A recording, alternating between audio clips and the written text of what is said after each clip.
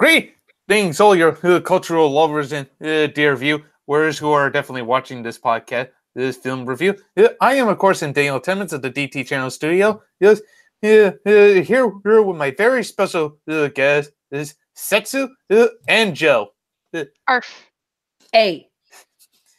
And today, we're going to be talking about the 22-year anniversary to one of our favorite films from our childhood that was released on March 26, 1997, and that movie is none other than Cats Don't Dance. Oh God, I was 6 years old. I must have been like 4 years old. We're the same age, Joe, so I guess I was I about know. I feel old. big too. I feel old. I feel 4 years old right now. I was really such a young kid back then in the 90s. Yep. So Hey, yeah. Wesley. Hey Wesley. So anyways, we're here because we're definitely going to talk about what we like about this movie itself, what we dislike about it, and hopefully give our final thoughts about it, and hopefully we'll give you a little bit details about the movie itself. And not to mention that the music itself was definitely written by none other than Randy Newman, who you also probably know him for the Toy Story series, and work on several music. Oh, really? I didn't know that. Huh. Yep, just a little bit of fun fact here.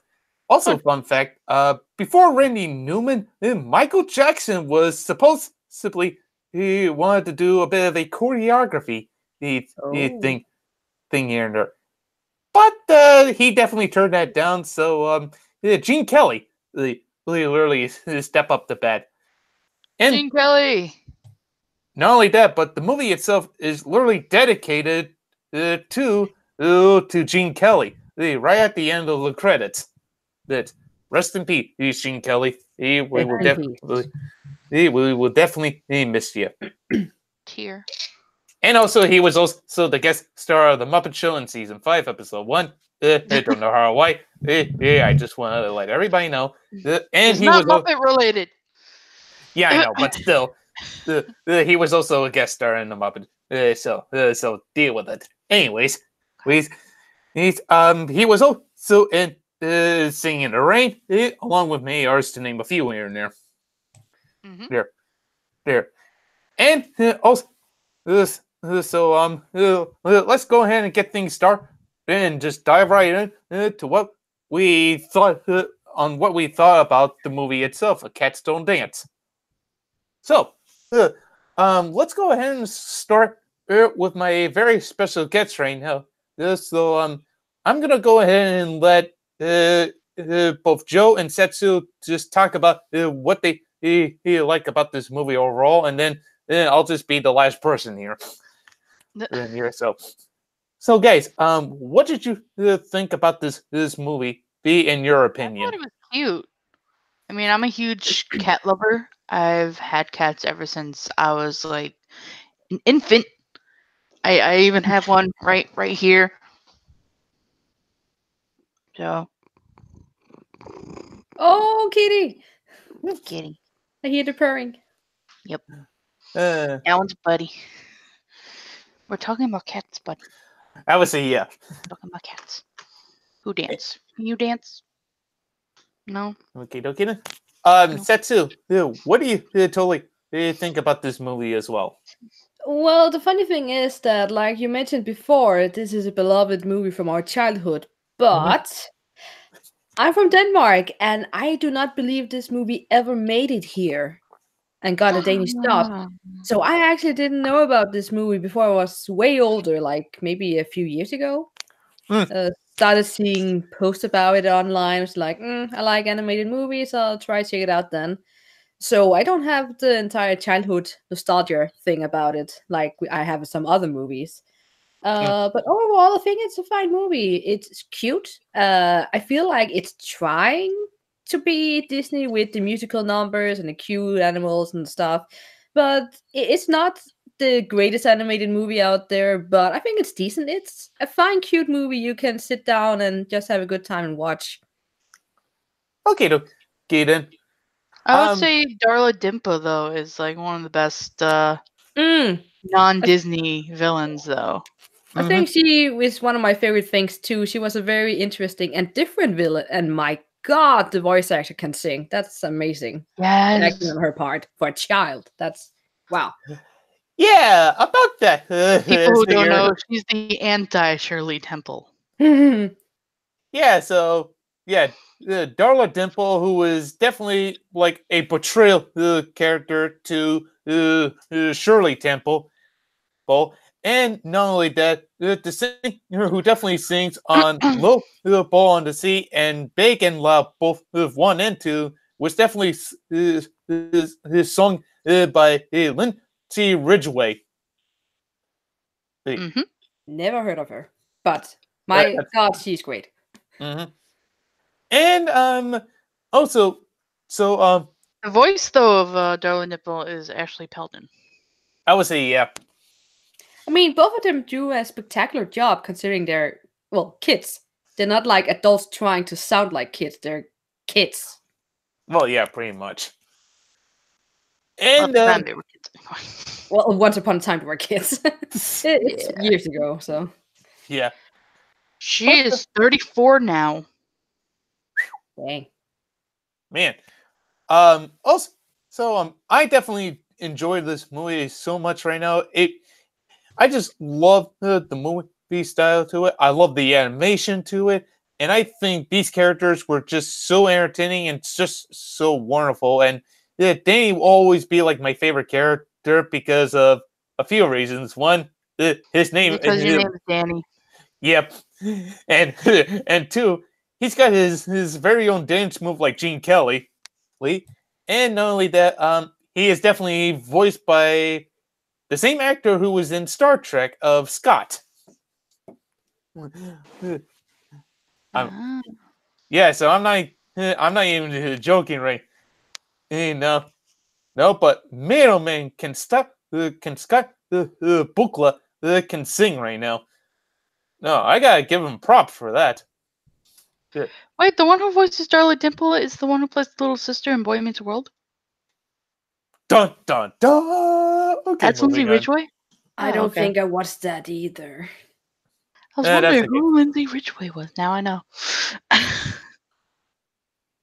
Okay, my next question for you guys is what's your favorite song coming from the movie? Ooh, that's a hard one. That's okay. You'll just probably have to the finale. Oh yeah, nothing's gonna stop us now. I really like the finale too, but at the same time, Darla Dimple's Big and Loud is just it's great, especially seeing the first song and then the reprise, whatever you call it, like how different they are, and the same time, it's just the vocals are just so strong. It's amazing. One's more evil sounding. That's a really great villain song. Very underrated. Yes. I want to cover it. I think she's my first villain that I ever voiced. Oh. I got to say it right now. I think I definitely like the villain's song of Big and Loud Part 2. I also like the big finale of Nothing's Gonna Stop Us Now, but I think one of my favorite... I like the credits. Oh, yeah. Yeah, that is definitely the movie version of Our Time Has Come. Also Sawyer's Tell Me Lies. That's a beautiful song. I want to cover that too. Yes, you should. Oh, yeah. I'm requesting it. Speaking of which, the song for Our Time Has Come was definitely sung by James Ingram and Carney Wilson. And for Tell Me Lies was the daughter of Nat King Cole of Natalie Lee Cole, who did the singing version of Sawyer. Mm-hmm.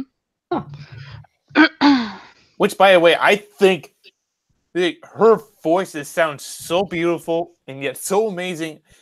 When she sings that song right now, that made me cry so much right now. It feels like I wanted to put on my top 5 list on the most saddest song ever. And that will be one of them. So, besides Favorite character. Danny, because I love this guy right now. I mean, I'd go for Darla Dimple. It would be three-way tie of Darla, Tilly, and Pudge. Pudge is a cute little penguin. I love it. I think I'm picking Dollar too. She just have a lot of character to her, and I like Max too. oh yeah, that grill Frankenstein butler thing. Miss Dimple. To me, I think I like both Sawyer, Danny, and Lil Pudge here. Here, but I definitely like both Danny and Sawyer right now. They make such a cute couple here. Honestly, Yes. I think Podge was a bit annoying, but that's just me having Annoying something. but cute. I just I like have a penguins. thing for like those little kid side characters. Like, I don't really care that much about them. So it's just a thing for me in He general. was annoying, yes, I will admit, but he's still adorable. Not He's you, adorable, Cody. but at the same time, it's like I don't really care about you. But it's fine, you're there. You're cute to look at. One thing's for sure, though, is I definitely like how they brought like the character of Sala to play like Wooly the Mammoth, and Don Nuts to play the turtle. So here, that was awesome. Don Knotts, love him. I just love Don Nuts. He is so awesome. His voice can get a little after a while, but the characters that he plays is actually pretty funny. There's no you. My fortune cookie says, "Give it up, you loser." Loser. Seriously, what kind of fortune cookies are these? Misfortune cookies? Yes. Jeez. And then we got a witch that's in there. We have we have Kathy who plays a bunch of people. She's the one that plays the hippo, Tilly. Oh yeah. And I love it how I'm used to seeing her in Sister Act and Hocus Pocus. Who is she in Hocus Pocus? Mary, the one in the red. Oh I yeah. see. I'm awful with like actor names. I usually know actors by what characters they play, not by their actual names. Not you, Cody. Cody.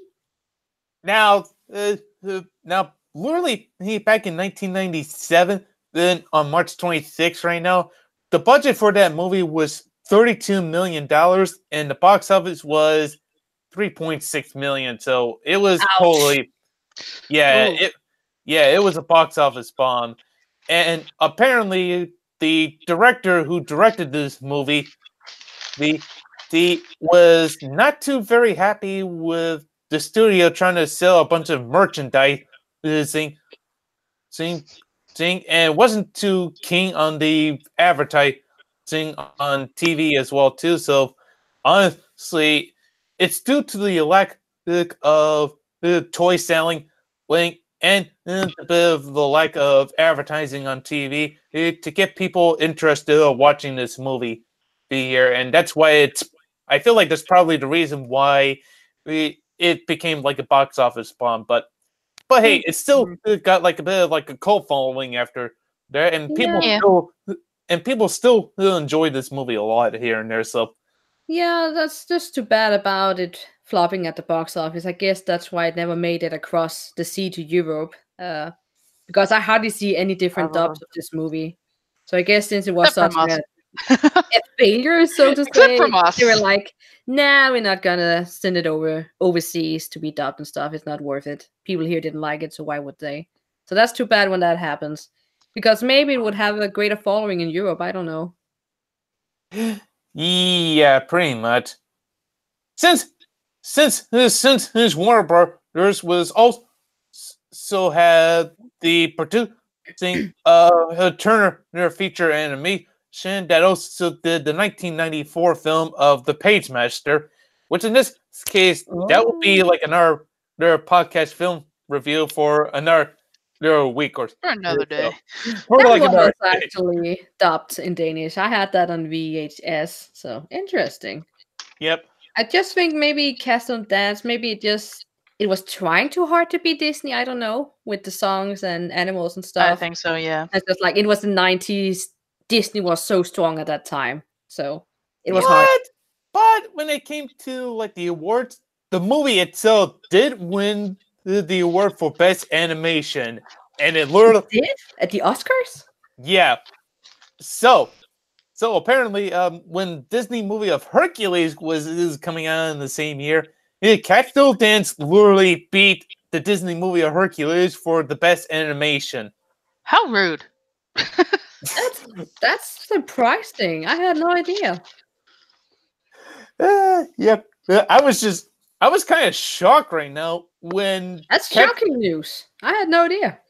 Yeah, for a minute there, I could have sworn Disney movie of Hercules was probably gonna win for like best animation, but no, Cat Still Didn't. There's literally one for the best As animation. animation, though.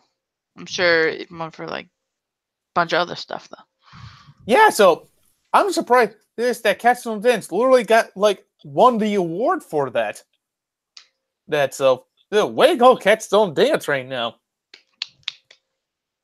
Is that Meow. that's crazy. Yeah, I know. I still have a hard time believing it that it actually won the Oscars.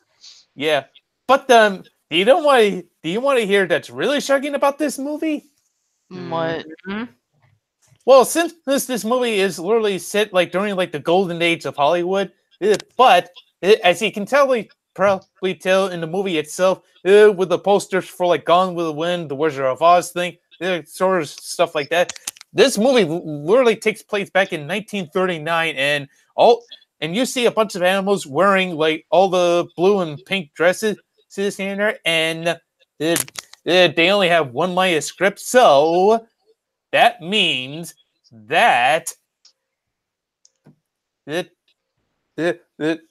apparently one particular reviewer, or in this case two reviewers, were definitely talking about that since like the whole movie was taking place in the golden age of Hollywood, and it's literally like 1939, and apparently like wearing those like different like costume design things, and only has like one line in their script. It literally goes back to some of the the parts to it. So yeah. So yeah, just a bit of a fun fact here and there. So yeah. Cody's throwing food at me. Rude. But one thing's for sure. So my next question for like the three of us here of what we totally like dislike about the movie itself.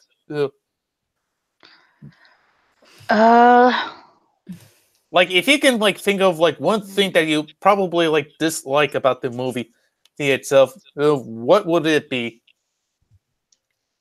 I guess it would be the thing that I mentioned earlier, that I think it was trying too hard to be Disney. Yeah. Instead of just trying to do its own thing, it had to be like, yeah, it had to like compete with Make Disney. your dreams come true. Yep, this is Disney. Cute animals and lots of songs and stuff. It's lost. I think it was trying too hard. Yeah, I can definitely see why. I think my only problem with the movie, it's only like a minor thing here and there, but I think my only problem with the movie itself here was we don't usually get like a lot of good background stories to most of the characters. There's like for Tilly, for the old goat, the fish, and even Sawyer. Here, We got some background. Well, not a lot. Like we knew she came to become a dancer, but that's pretty much it. Wasn't too much else to it. Well, not only that, but Sawyer was like the only person that sings right now. But yeah, that was like only like number one before Darla came along. Yeah, so apparently, that's only like my minor problem is that we didn't have like enough background stories to some of the rest of the animal characters here and there, and I just feel now our minor problem, not major, but just only like a little. The problem was I think the story probably went a little bit too fast right now. Now, just to like pick up the pace right now, like, hey, come on, anime, let's try to pick up the pace right now. No. Yeah, it no. wasn't a very strong plot and story overall. Again, Yeah. it's a cute movie, but again, it's not Main just character if you have gets to look at tricked by the big the villain. picture. If you have to look at the big picture, it's not an amazing movie. It's cute. Mm-hmm. But my only problem with the movie is that Wooly Mama's like assistant literally it just blocked the kissing coming from Danny and Sawyer right now. Just about ready to kiss right now. Oh my god, that annoyed me. And I'm like, dude, come on. They were about ready to kiss, and you just like blocked them. Come on. Uh, That happens a lot when it comes to kid movies. They get blocked. It's like, yeah. I mean, look go- at the movie High School Musical. They didn't really kiss until the end of the second movie. yeah. But then you enjoy it that much more than if they kiss throughout the entire movie. It's so satisfying when it actually happens then. True. I will say this right now. They're always getting, I'd say the real word that I'm used to, but this is Dan's stream. Oh, speaking of which, the one particular animator who did Sawyer was Lauren Faust, who also did Powerpuff Girls and My Little Pony: Friendship is Magic, and Oh, also, God. and not to mention, she also did Foster Home for Imaginary Friend, and so yeah, The more you know. yep, the more you know. So, Heroes.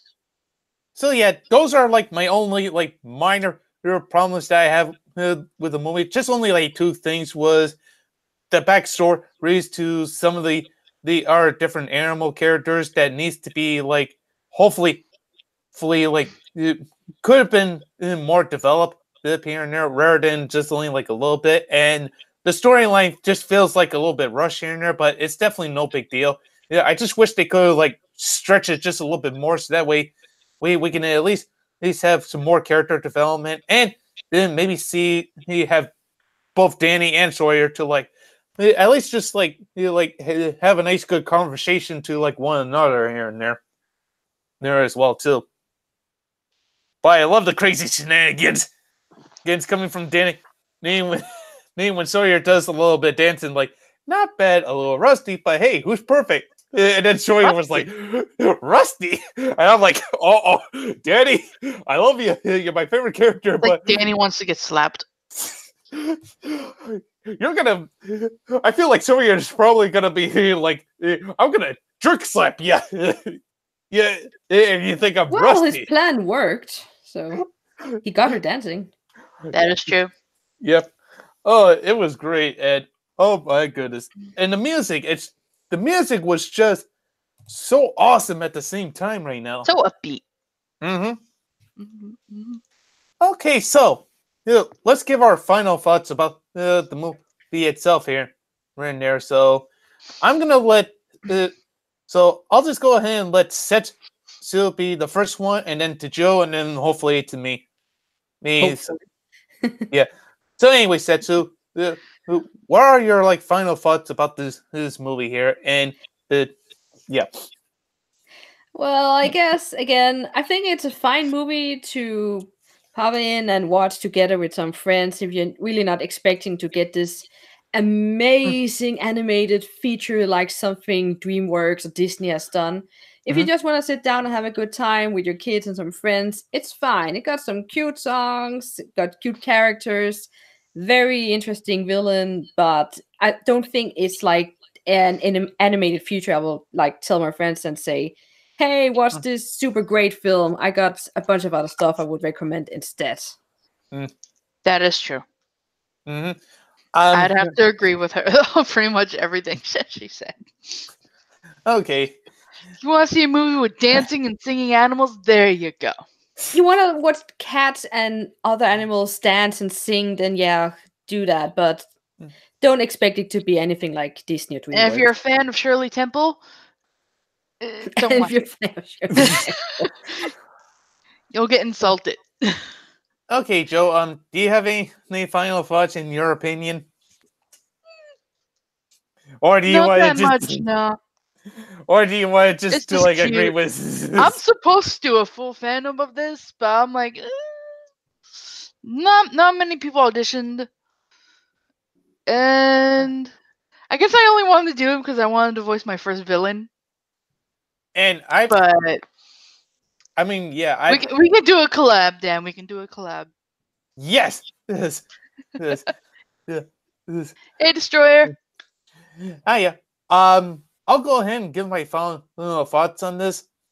I Destroyer think this, used to watch it. like so far, I still think this is a fun family entertainment for both the grown-ups and for kids to definitely watch this movie here and there. It's really such an enjoyable movie to watch right now, even though it's somewhat related to like almost trying to like be out Disney's during like the whole Disney Renaissance here and there. I still think it's still such a great animated movie for both grown-ups and for kids alike, just for a nice, good family entertainment. And if you wanted to see these wonderful, unique animal characters to like sing and dance, then just tell random Joe. You just have that crazy Looney Tunes shenanigans here and there, and uh, and see such a beautiful animation. I think Capstone Dance will be one of those kinds of movies for the whole family, and maybe you can invite and friends over to hopefully watch this movie here. So, uh, so overall, I think that this movie is by far truly one of my personal favorites during the 1990s, and I still love it during this day right now. It still holds up the magic to almost like bringing back so many great childhood memories of it.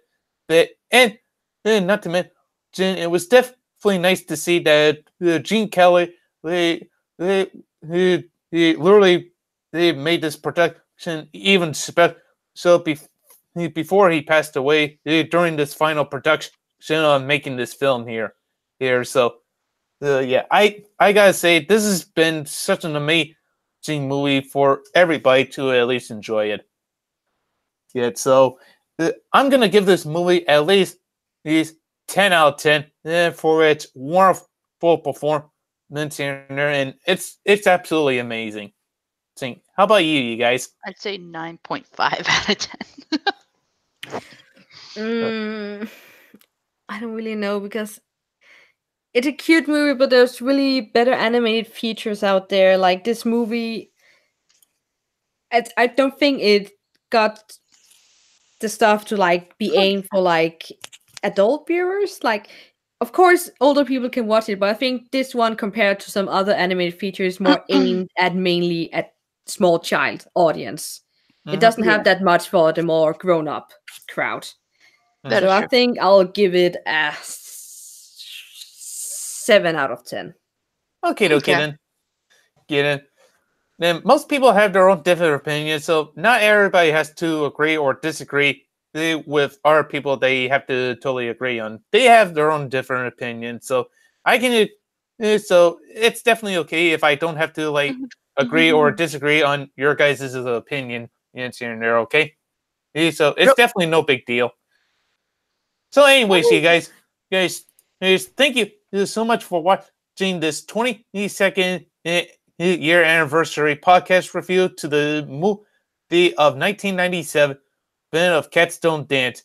And special thank you to both Setsu and Joe for joining me on to this wonderful podcast here. No problem, Dan. It was nice to be here. Mm-hmm. Like so far, be sure to check out both of the YouTube channels for both Setsu and Joe right now. Now the links will be in the description box below, and I'm definitely looking forward to Setsu's 400 subscribers Q&A thing. Yes. Here and there. Oh yeah, it keeps changing. I had 400, then it went down to 939, 99. Then went up, then went down, then went up, and now it's down again. Yeah, that happened when I did what was it? When I got up to like 500. Yeah, I Kept going honestly up, down, up, down, up, down. It's like, okay, stop. that literally happens to me here as well too. So no worry, Setsu. So, anyways, thank you all so much for watching this right now.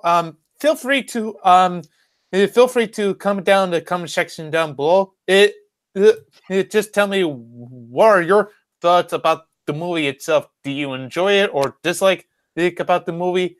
You just feel free to comment down in the comment section below. Hit the thumbs up and also feel free to subscribe to my YouTube channel. No, because I am literally just 5 subs away of getting to 250 here. So Let's go, Dan.